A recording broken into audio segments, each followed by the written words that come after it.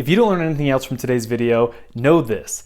The new Monastery Swift Spear is Kurama from Yu Yu Hakusho. Look at this spear, look at the rose whip. You know it's true, that is awesome, and now I have to buy them. Thanks a lot.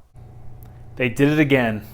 Wizards, you did it again. You made sick metal basic lands that I cannot ignore. These metal art cards, these secret layers that I just can't ignore. I have to buy. Stop it, okay? Just stop it. Steven with Magic Meta Money. You know, we focused the other day so much on the Uro ban with the secret layers, and we didn't even talk about all the different arts that are available now, and wanted to just spend a special video looking at the other arts and the other secret layers that are coming out, because they are sick. Let's just start off strong. Let's start off with these basic lands. There's no question. Yes, they came out today. They finally released today, and yes, I already bought them, and they'll take months to get to me, and I don't care. I did it anyway. These are so sick, okay? And I don't care who you are, whether you agree with secret layers, whether you hate them, whether you think they're the greatest invention. The art on these bad boys, unreal. Look at this swamp. Are you kidding me? All these upside down skeletons and all the bones everywhere. Epic. Super sick.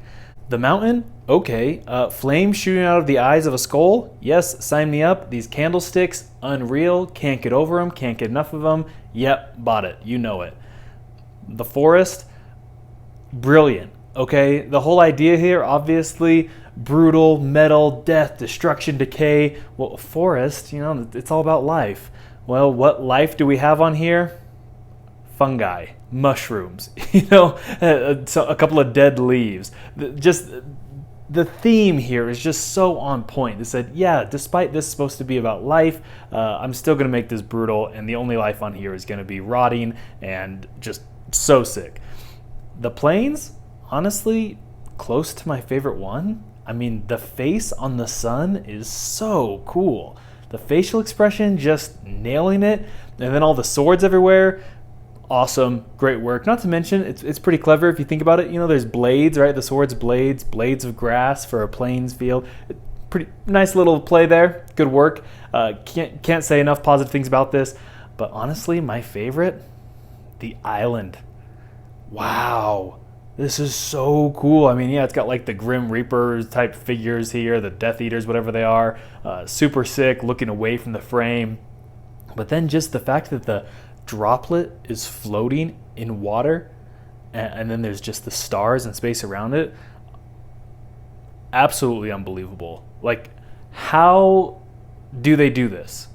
How does Wizards just keep doing this? I mean, these secret layers, some of them, they're weird, some of them are not for me, but man, are they doing a good job at hitting so many different parts of their market. I mean, just appealing to everyone. Some people are going to look at these lands and think, these are the worst things that have happened to Magic. I recognize that. For me, I think they're just epic, they're awesome, and I gotta have them. And Wizards knows it, and I'm not someone to make impulse purchases. I mean, I don't randomly buy every little knick-knack I see. I don't really buy a lot of stuff like this, but these, I had to. I just couldn't help myself. I just think they're unbelievable. So if you like them, man, are these going to be sweet. Now I'm going to talk a little bit more about my thoughts on the financial here in a bit, but I want to keep going through these arts, so let's just keep cruising through real quick. For the Valentine's Day ones, these are really fun. I mean, obviously the fact they're red cards, super cool. Most of them are red, except for good old Heliod there. But love this. The Goblin Rabbitmaster, super fun. Those little baby goblins, and same thing with the token. The little cherubs they have for the Boros Charm and the Gisela, super cute, super adorable, super epic. Love it. Just fun. These aren't for me. You know, this isn't quite my style. But again, that's what's so crazy about these secret layers is they do appeal to so many different people. You know, they say, hey, you like tattoos? We got one for tattoos. You like cats? We got one for cats. I mean, they really do a good job of saying, hey, we're going to find every single person who likes Magic is going to find a secret layer that they like. That's a brilliant business move. I mean, that's genius, just going across different styles. The Heliod here, you know, pretty cool. The heart-shaped spear is awesome, and, you know, for the blade of the spear. And then notice the subtlety of putting Nyx, right? The star or space where the gods live in Theros, in the sleeve. Love that. Super cool. But the highlight here is Monastery Swift Spear. You know, at first, honestly, this is the only card that I actually play. You know, I don't play Burn. I do play Prowess, so I don't play the Boros Charm. But taking a look at this, I was like, man, you know, this is really not for me. Don't really love the style. And then I took a look at the spear, saw the roses and everything, and I realized if you don't learn anything else from today's video, know this. The new Monastery Swift Spear is Kurama from Yu Yu Hakusho. Look at this spear, look at the rose whip. You know it's true, that is awesome, and now I have to buy them. Thanks a lot. Now for the fairies. Not my style, I don't play with any fairies, so these don't really appeal super strong to me, but these are super beautiful. Even if they're not my style, I can recognize how beautiful these are. The Glenelendra with the little bee on her shoulder, love it. The Vendilion Clique, love it, how they're all inwardly focused and gossiping, super cool. The Mistbind Clique, again, they're focused on each other, the little teacups, love it. And for the Spellstutter Sprite, who doesn't love all these little dragonflies everywhere? I mean, who doesn't love a good Coheed Cambria dragonfly? I know I do. Who doesn't? Love it. These are awesome. I already spoke the other day on the Titan one, so I'm not going to talk about those two. Hilarious that they're printing a banned card, but don't want to focus too much on that. The Norse themes, the Norse frames are awesome. The Kaldheim Showcase frames, love them. Don't need to focus too much on those. Now, pivoting the video more into the financial aspect of these. So if you don't care so much about this, thank you so much. Like and subscribe. See you later. Come back for the next video. For those who do want to stick around and talk about the finances, I don't see much here. I don't see a lot for these to be super strong and to double your money. I'm not a big fan of trying to flip products anyway. And Secret Lair's been around long enough. They're popular enough. People buy them long enough. And I don't think there's going to be much here to say, hey, buy them now. And in 2 months when you get them, you can just flip them for doubling them on eBay. I don't see that being a real thing. Now, long term, will these things be worth more money? Maybe. We just don't know. We've never seen this volume of promos. Like, we know the FNM promos, those age really, I mean, you got those for free, so those were great, but those are awesome. And for a long time, that's kind of all we had. And the occasional Grand Prix promo, we've had promos throughout and special arts, but never like we have in the last year. Even without the collector versions of the actual products, I mean, just the Secret Lairs alone, there is so much volume here. We really don't know how these are going to age. But the collectability of these things, I mean, right now, the supply is just on demand. Everyone can get these things. They cost $30. Go buy them. That's it. It's as simple as that. But what's interesting is how these will play out over time as people get into Magic that weren't around during this sale, because it is a limited time sale. Not to mention, people, not everyone wants to buy them, and not everyone wants to say, hey, I'm going to buy these things and then have to just wait for months and months till I actually get them. They know at this point, I'll just go buy them on eBay when they come out and not worry about the sale.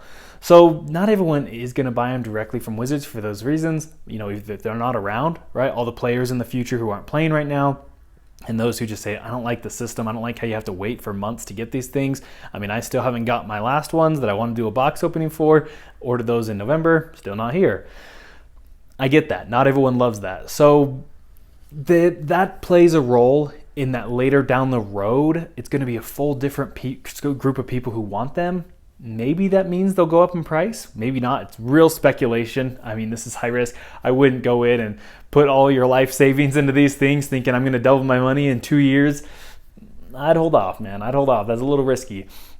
One thing that is interesting, though, is how some of these really have cards that don't necessarily overlap, right? Now, we mentioned the Valentine's one. Most of these are red cards, but not the Heliod. Right, that goes in the Heliod combo deck with Walking Ballista. I mean, that doesn't go in the same theme. So there will be people who say, I don't want to buy this Secret Lair, but I do just want to buy my playset of the Heliods.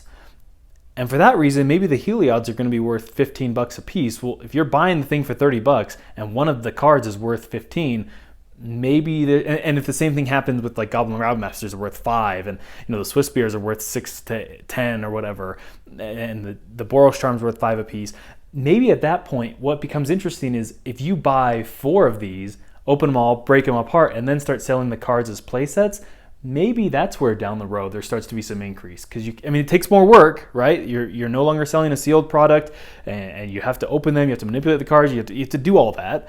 And package them together and list them individually. I mean, there's work to be put to this, but there could be room long term for there to be some increase in price when selling the cards individually or as play sets, but the actual individual cards, because some people will say, hey, I only play Pauper. I don't need all these rares. I just want the Spell Stutter Sprite, and that's it. And I want to pimp out my deck. I want this to look sick. I want to get those Secret Lair promos. So I'm going to spend $5 a piece on these.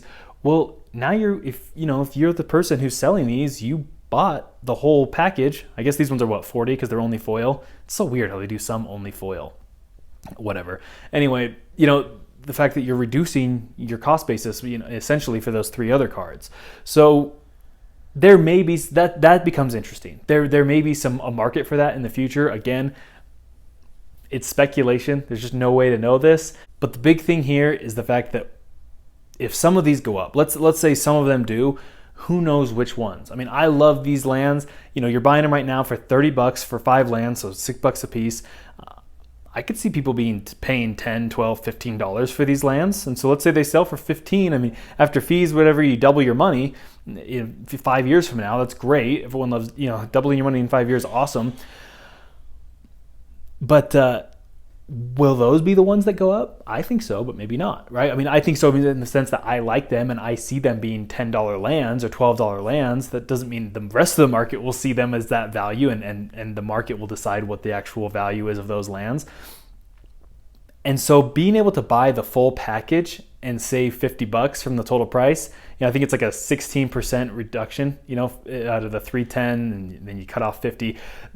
That becomes interesting. So if you do think that you're all in, you think Secret Lairs are the future, you think there's going to be a lot of growth for these, buying the bulk package allows you to, one, reduce your cost basis by 16%. That's huge. Not to mention the digital codes that you can sell, whatever, to reduce your cost basis more, maybe around 20% total. But also the fact that you can just diversify. I mean, that's really huge. Being able to diversify and say, because we don't know. Maybe it's the lands, maybe it's these brutal lands, maybe it's the Titans, maybe it's the one with Croxa, maybe it is the fairies. Maybe some of them get better returns than others, and some of them really spike. We don't know, and so you can diversify within the Secret Lair realm, within this one drop. Personally, I'm not so sure. I could see them going up in a few years. I think if they're going to stay flat for at least a year.